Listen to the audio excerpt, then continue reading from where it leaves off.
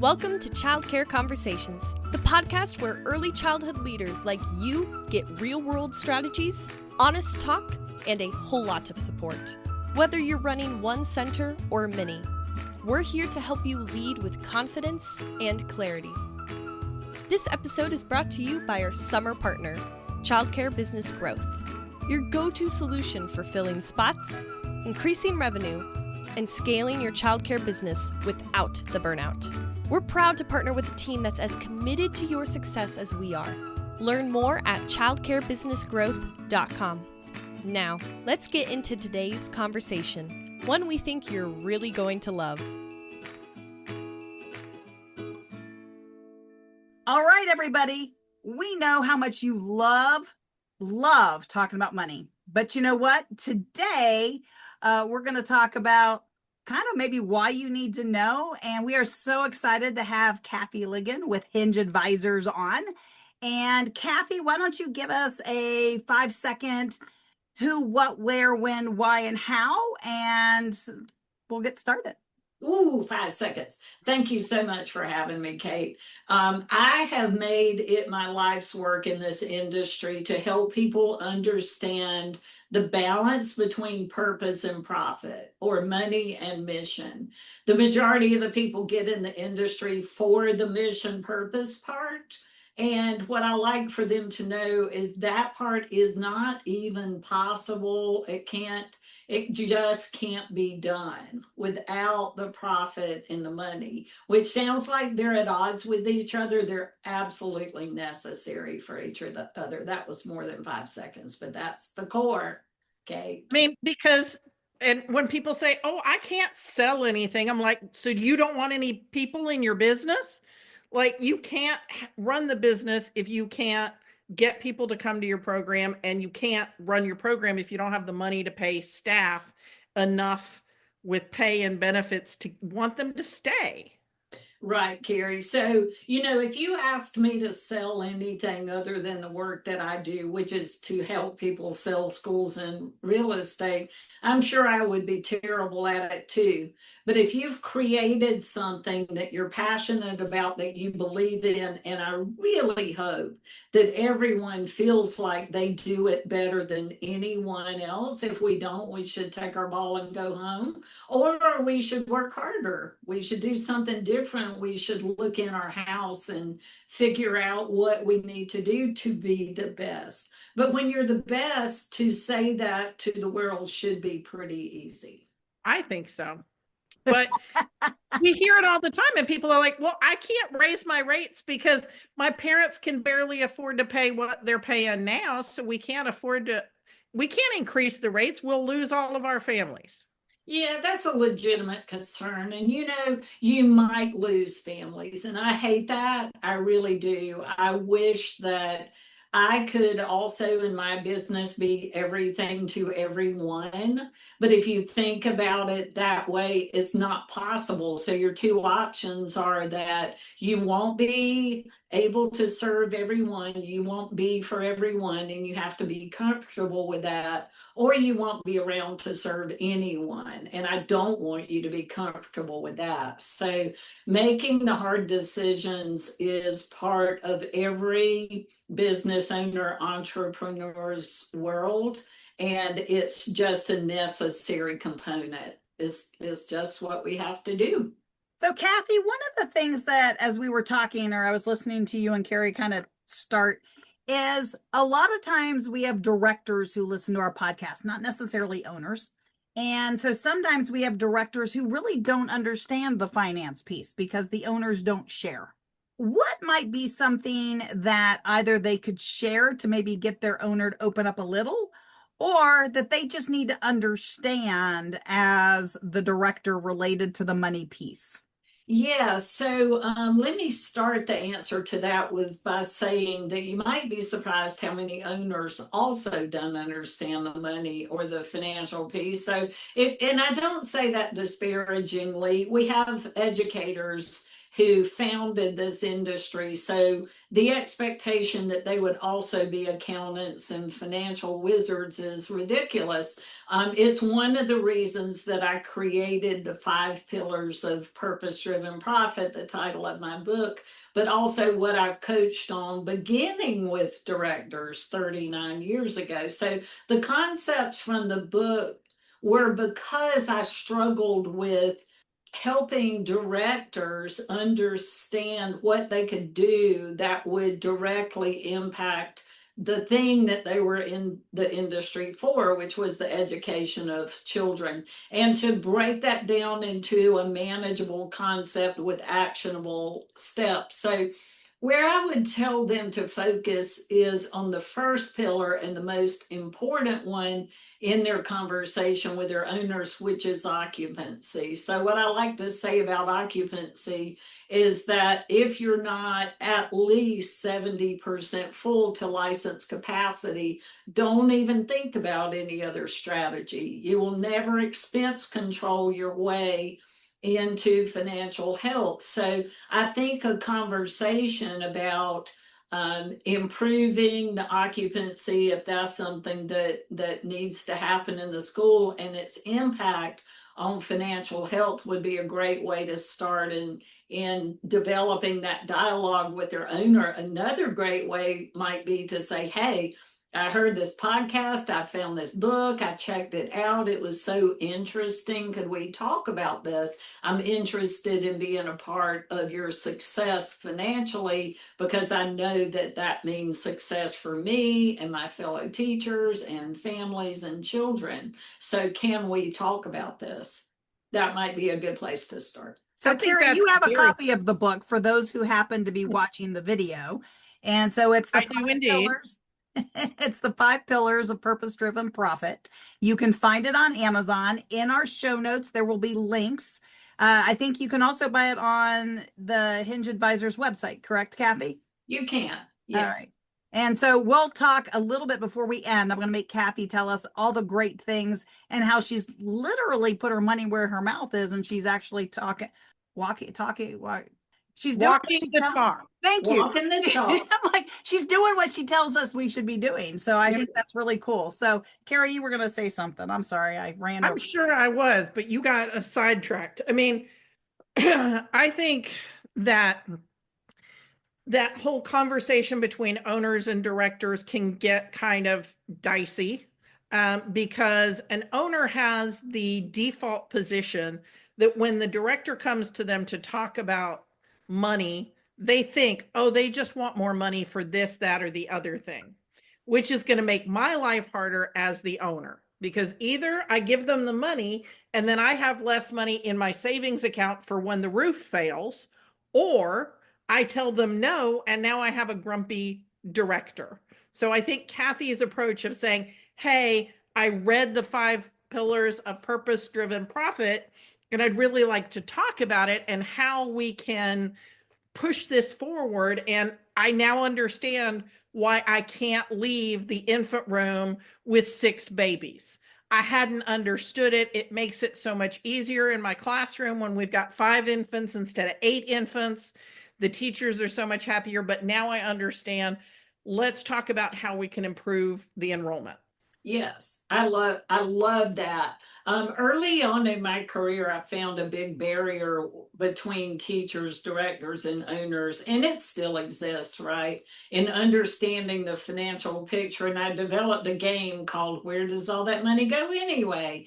And so I had teachers decide how the money was going to get spent, and it was quite enlightening. But you know, if you've never been there, everything looks different from the outside, right? And so it's just an education piece. There is actually a chapter in the book for owners on how to communicate with teams and how to communicate with families what the actual financial load of a school looks like. So I hope that that's a first step in giving some big benchmarks for where does all that money go anyway, so that we can educate people a little better. Oh, I Yeah. agree with you 100% on that one. That is awesome. So I want to just talk a little bit about where do you make $1 million from selling this book, Kathy? Are you making $1 million off of this book? First of all, for anyone, and I believe everyone has a book in them, so I encourage everyone to write a book, and it is so much work. So I so underestimated that. So let me tell you what caused me to put the energy into that book. Certain things get in my head, and you guys are probably like me that sometimes it becomes more painful to keep it in there than just to do it. So the first thing was that I felt like there was, yay, Kate. I know you're going to show it to me. Kate just grabbed Yep. some books. Get We'll this one. see. There we go. I was like, There yep, we go. I got She one of knows. those. She's like, yes, I know. Yes, I know. So I wrote the book, but I tell you what the catalyst was. On the other side of my brain, there was another terribly difficult thing to keep in there, and that was that for 39 years, I've watched teachers give so much of themselves and be okay and be stable until an event happened that was financially difficult, and it sent them out of the classroom, disrupting children and families, and frankly, the whole school. So last summer, we started a nonprofit called Boost.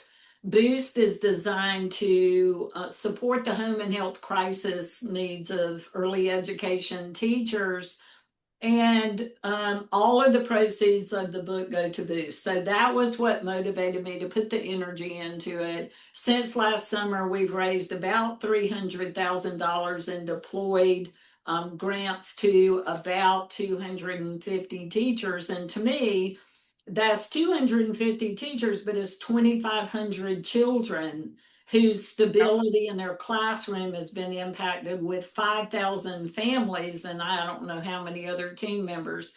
We would like to grow this to just take off and support teachers all across the country. So that was the reason for investing in that time, to get that book out of my head.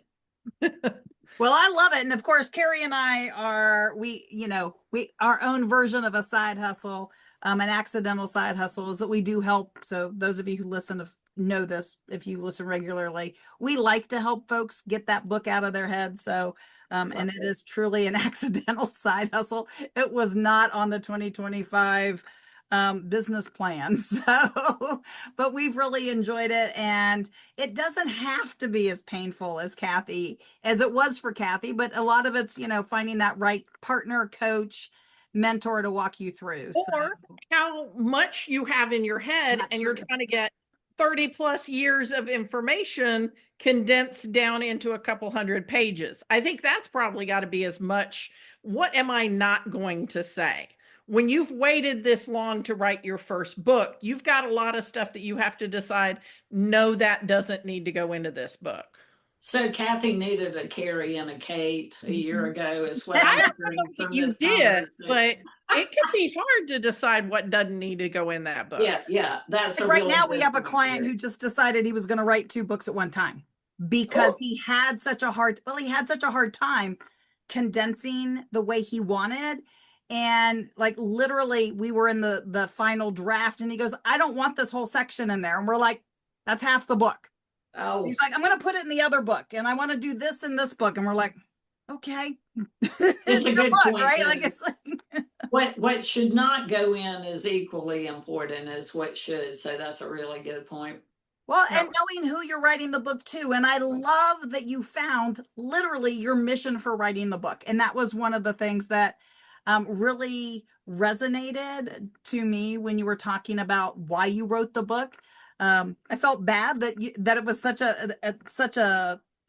an experience. We'll just put it that way.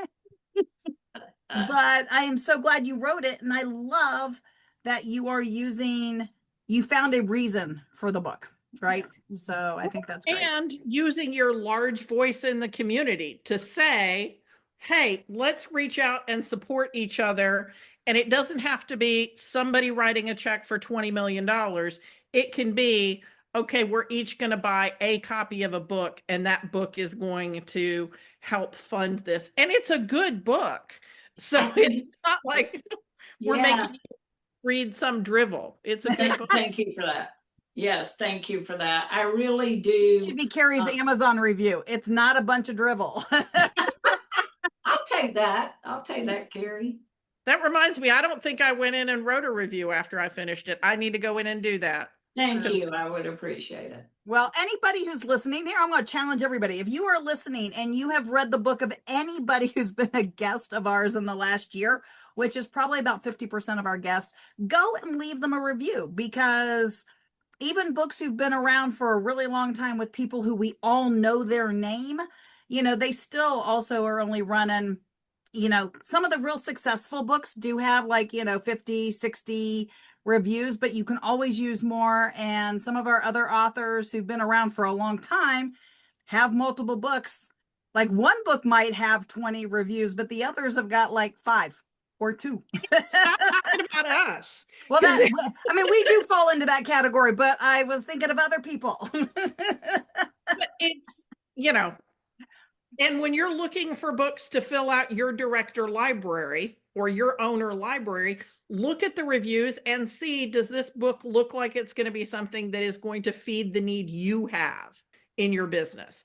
Because you can get, all kinds of books. And one of my favorite books is out of print and has been out of print for over 30 years. And I don't care. I keep using it. So find those books that are good books to build your director library, because we need them. This is a way to have Kathy Ligon as a mentor on your shelf. And when you need to be reminded of why interviewing and hiring affects your bottom line, you can just go to page 142 and Kathy will remind you of why hiring is a financial decision. So absolutely. So Kathy, tell us, how would you like to wrap up the conversation? What would you like to say to a director who's listening, who might still not really be 100% sure what they need to do related to the money piece? Yeah, so I do like for directors and teachers to understand the impact of occupancy. So you asked me before, and I feel like the most important conversation, because it's the most important pillar of the 5, is a fully occupied school, and what that allows in the way of resources and hiring and raises and curriculum materials, and it's just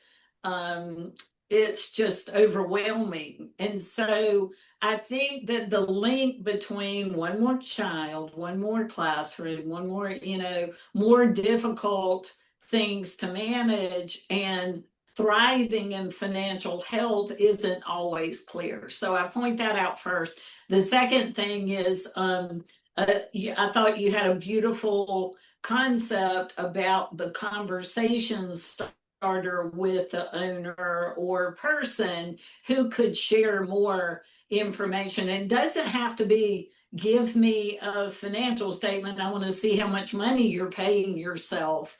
It could just be, could you look at these 5 key concepts and give me some numbers every week?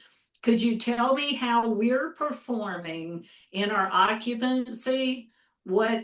How do our tuition rates compare to others? How are we strategizing discounts? What is our percent we're spending on payroll? And what percent are we spending on rent or mortgage? So you could come up with a KPI for each of the 5 pillars that doesn't give away the whole shebang and doesn't cause issues with the team, but gives an understanding of the 5 key metrics that make a healthy school. That might be a good place to start. I love that. I think that is what a great conversation that a director and an owner or administrative team, leadership team could be having. And thank you, Kathy, for kind of pulling that into just such a nice little here's your meeting in a box. And you can share this episode even better before you make that phone call. So. I love the way you guys reframe this conversation for me, because my typical response, like I said in the book, was how does an owner communicate to teams and families? How does a team member who wants to be a part of the solution and wants to learn and grow communicate to those who have the information to share? That was a great reframing for me. Love that you're doing that work.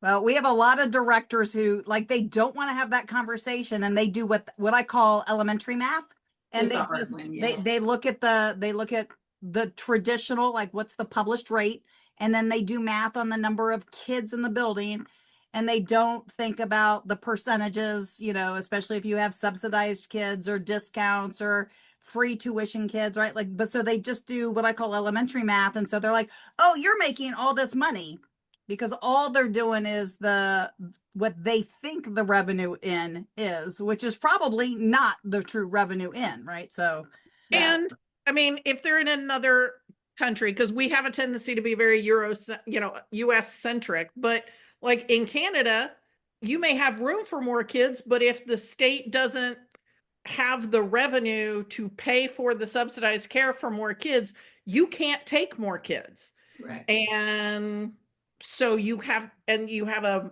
maximum amount of profit you can make in some of those provinces in Canada. Yep. And so that makes every time somebody asks for an extra gross of googly eyes more of a problem, because that director or owner has a very narrow window of profitability that they're allowed to maintain. And so I think we have to think about those things too sometimes, and it hurts the head a little bit, because you're like, so how is Germany funding it? How is the UK funding it? How is Australia funding it, and Canada? And we should be learning from each other on how to have these mixed delivery models in different countries.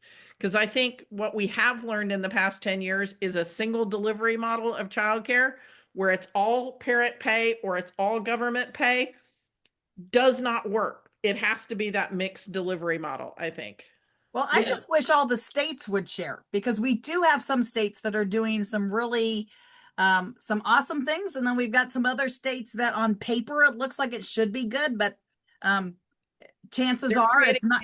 Huh? So Kate, I love that you said that. And when I will add to that there's an education component in that as well too, because let me give you my favorite. So a handful of states are paying for the child care of early education teachers. Beautiful concept, right? It makes it easier to recruit. The teacher got a raise because they're not paying half. The school got a raise because they're not discounting half. In other states, do they even know that that's a possibility? And if they did, would they understand the impact of that? So even though we are super busy in our world, to be able to take the time to develop relationships with the decision makers and help them understand some of the opportunities that are going on. And that's just one. There are a lot. So I think that's a good call out. Also love the idea that we would watch other countries and help them understand what we're doing here as well. So those collaborations could be really strong as well, Carrie. So advocacy, we all talk about it, but it's interesting. So we talk about it on a national level, we talk about it on state levels, but we don't talk about it on interstate levels.